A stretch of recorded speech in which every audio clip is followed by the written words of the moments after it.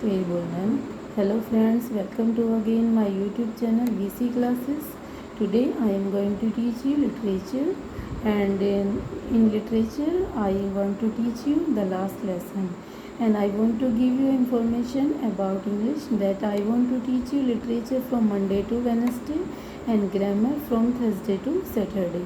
So let's start the lesson, the last lesson.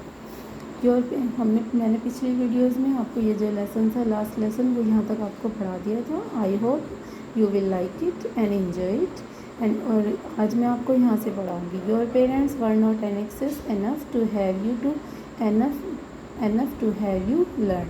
इसमें little English में जो है इस वाले पैराग्राफ में एम ये कहते हैं, बच्चों को संबोधित करते हुए कह रहे हैं कि आपके पेरेंट्स भी जो थे ज़्यादा एनेक्सेस यानी कि चिंतित नहीं थे, काफ़ी चिंतित नहीं थे टू हैव यू लर्न कि तुम्हें जो है सीखना चाहिए, वो इसलिए ज़्यादा नहीं सोच रहे थे। They prefer to put you to work on a farm और एट द मिल्स। वो भी तुम्हें जो है काम पर भेजने में ज़्यादा पसंद करते थे। ऑन अ फार्म कहाँ पर भेजते थे काम के लिए? ऑन अ फार्म, खेत पर या मिल्स पर। So as to have a little more money, जिससे कि उनको जो है थोड़ा और ज़्यादा धन प्राप्त हो सके। एंड आई, और मैं, I have been to blame also. इसमें जो है एम हेमल खुद को भी ब्लेम करते हुए कह रहे हैं कि have I not often sent you to water my flowers instead of learning your lessons. वो खुद को ब्लेम करते हुए कहती हैं कि क्या अक्सर मैंने तुमको जो है अपने फ्लावर्स में, अपने फूलों में पानी देने के लिए कि नहीं भेजा था, instead of learning your lesson, तुम्हारे लेसन्स को सीखने के बजाय।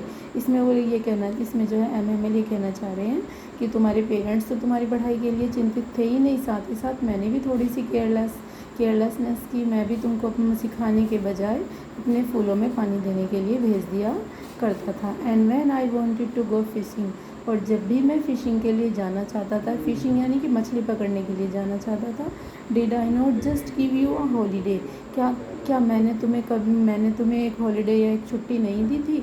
यानी कि जब भी वो फ़िशिंग के लिए जाते थे वो बच्चों की छुट्टी कर दिया करते थे।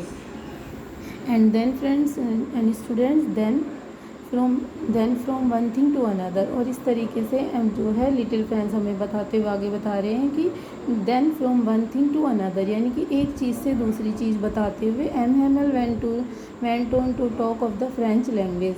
एम हेमल जो थे फ्रेंच लैंग्वेज के बारे में बात करते चले गई।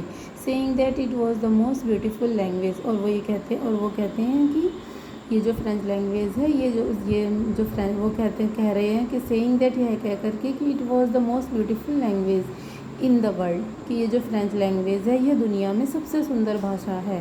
The clearest, the most logical, that we must guard it among us and never forget it. और वो इसके बारे में कोई इसकी क्वालिटीज़ बताते हुए कह रहे हैं कि द क्लियरेस्ट यानी कि सबसे स्पष्ट, कोई उलझी हुई भाषा नहीं है जो हमें समझ में ना आए।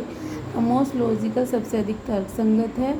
That we must guard it, और वो इसलिए हमें थोड़ा सा वो हमसे उम्मीद लगा रहे हैं, वो उसमें अपने स्टूडेंट्स को बताते हुए कहते हैं कि इसीलिए that we must guard it, हमें इसकी रक्षा करनी चाहिए। एमंगस, अपने बीच में, एंड नेवर फॉरगेट इट, और इसको कभी नहीं भूलना चाहिए। Because when a people are enslaved, क्योंकि वो इसका रीज़न भी बताते हुए कह रहे हैं क्योंकि जब भी लोग जो हैं गुलाम बनाए जाते हैं, as long as they hold fast to their language it is as if they had the key to their person. तो इसमें वो कह रहे हैं कि जितना ज़्यादा लंबे समय तक जो लोग हैं अपनी भाषा पर पकड़ रखते हैं, कमांड रखते हैं, इट इज़, ये ऐसा ही होता है मानो दे हैड द की, कि उनके पास एक चाबी है टू देयर प्रिजन, अपनी जेल की। यानी कि जब उनको गुलाम बना लिया जाएगा तो गुलामी में अगर उनकी अपनी भाषा पर अच्छी पकड़ है तो उनके पास क्या है, अपनी जेल से भागने की चाबी होती है। Then he opened a grammar and read us our lesson. उसके बाद जो है उन्होंने ग्रामर की बुक को खोला, and read us our lesson, और हमें हमारे जो लेसन था पढ़ाया। I was amaze to see how well I understood it.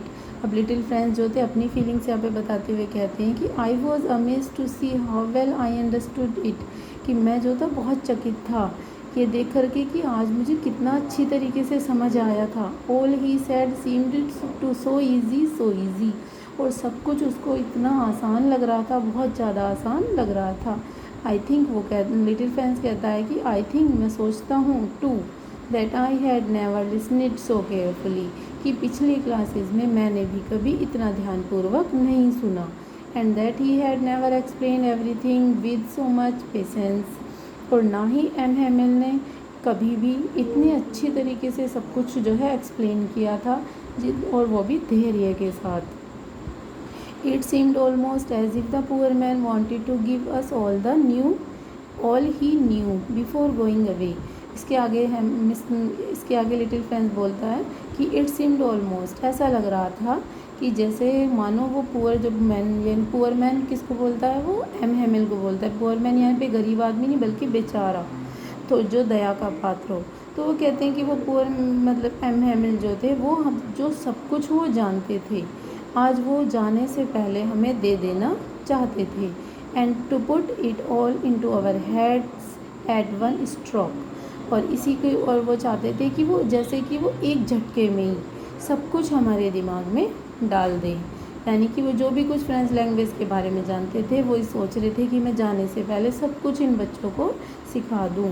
So friends, I hope you like this video, and enjoy this video. And after seeing this video, don't forget to subscribe this channel. Thank you very much.